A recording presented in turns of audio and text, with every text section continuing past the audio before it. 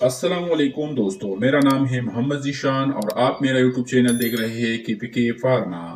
दोस्तों, आज हम बात करेंगे फ्राइमोलोड एंड टेबलेट के बारे में कि फ्राइमोलोड एंड टेबलेट क्या है, इसका डोज क्या है और लास्ट में हम इसके साइड इफेक्ट के बारे में बात करेंगे। दोस्तों, वो ख़वातीन जिनको बहुत ज़्यादा हेवी ब्लीडिंग आ रही हो, जिनकी वजह से उनकी सेहत मुतासिर होने का खतरा हो, उनकी एज भी कम हो रही हो, उनको उसे कम करने के लिए इस टेबलेट का इस्तेमाल करवाया जाता है।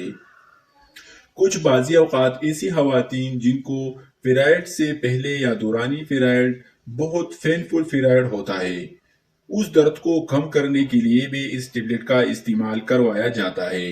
बाज़ी औक़ात ऐसी ख़वातीन में भी इसका इस्तेमाल करवाया जाता है जिनको इरेगुलर पीरियड हो रहे हो।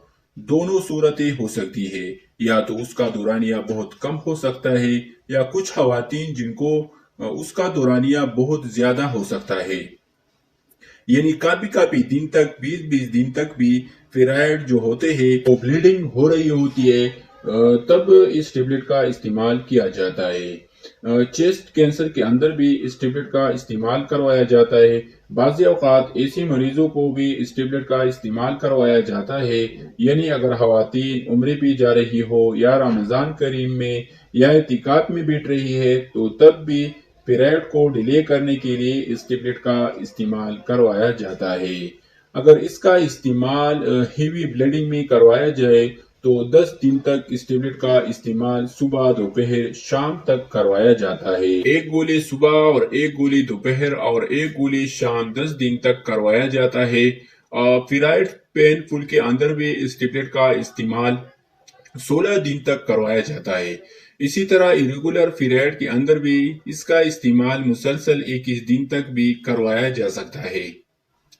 अगर पीरियड को डिले करना मकसूद हो और उस मकसद के लिए इस्तेमाल करवाया जा रहा हो, तो पीरियड मुमकिन जो डेट है उससे दिन से पहले इसका इस्तेमाल सुबह, दोपहर, शाम एक गोली करवाया जाता है। और जब तक वो पीरियड को डिले करना मकसूद हो तब तक इस टेबलेट का इस्तेमाल करवाया जाता है। इसके लिए जरूरी है कि आप अपने डॉक्टर से मशवरा करें, डॉक्टर की हिदायत पर अमल करें, जितनी डोज वो आपको कहे उस डोज का आप इंतखाब करें। अब हम इसके साइड इफेक्ट के बारे में बात करते हैं। आपका मैदा खराब हो सकता है, आपके मैदे में जलन हो सकता है, सर चक्कर आना, उल्टी आना या मतली आना आमतौर पर इनके साइड इफेक्ट है। तो दोस्तों, वीडियो अगर आपको अच्छी लगी है तो वीडियो को लाइक कर दीजिए, चैनल को सब्सक्राइब कर दीजिए। वीडियो वॉच करने का बहुत बहुत शुक्रिया।